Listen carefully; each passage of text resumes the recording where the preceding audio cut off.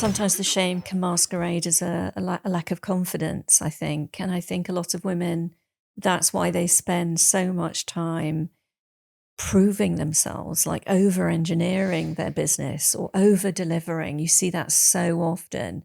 And I wonder if that's hiding the, oh, I'm not good enough, so I'm going to give them, a 200-page workbook when, just to make sure I've got it covered. And exhausting themselves really with that over delivery. Yeah, that was what was really getting me. And then the point you make about not wanting more, that you get to a point in your business where you start to be very profitable. I've never thought about it in terms of if I have that, that means somebody else doesn't have it. I I have it that there's an abundance of everything in the world, and it's the more abundantly you are, the more abundant you can be with everybody else. But I can see where a lot of us would go, can I be louder? Can I be powerful? I know sometimes when I'm being powerful about a message, I can feel if the other person isn't receiving it in a certain way, I can feel myself going, oh, I'm a bit powerful. Let me just turn myself down a notch, you know? Which is the same paradigm applied to a different environment, because your construct of abundance Mm, is not the majority's construct of abundance.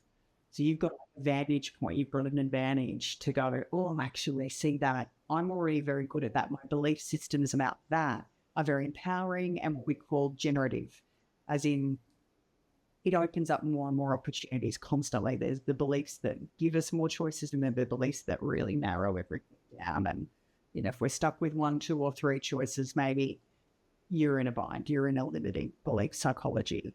And you can do the copy paste. You say, what are those beliefs I have around financial businesses? And maybe I could take the over and apply them to being powerful and taking up space. Can you give me a practical example of where you've seen somebody uncover something that's been hidden, like you've helped them see something and it's transformed something in their business, like maybe team, they just couldn't get a team together or whatever. We like to focus on financial targets. That's not always what women are interested in. I think when women say, I want more something, you've always got to dig into, well, what does that mean? Doesn't always mean more money, might mean more relatedness with my team or whatever. What have you observed?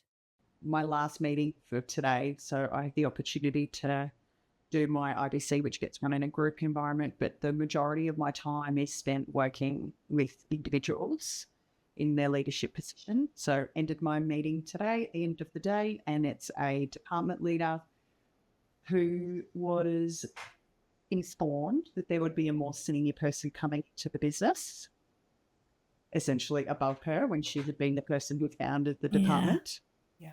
And that ruffled some feathers and brought up some stuff.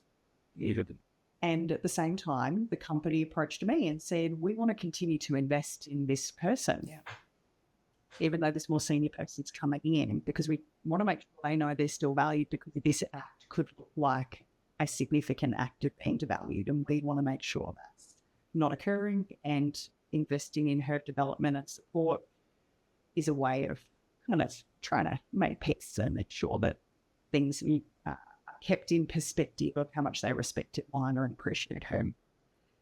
And 3 weeks ago, even, I would just 6 weeks through her process, 3 weeks ago, she was still in a funk about this new person, which I'm sure everyone can relate to. How do you not feel a bit slighted and perhaps a bit inferior or a bit insecure, even though they're saying all the right things and everyone's being lovely and wonderful? That still looks a certain way. It still feels a certain way. The behaviour still looks a story. And 3 weeks ago, there was still the tension there. Today, I'm able to go talk to her. I'm doing this with her. We're working on this now together. So this freedom and collegiate dynamic of flow and respect.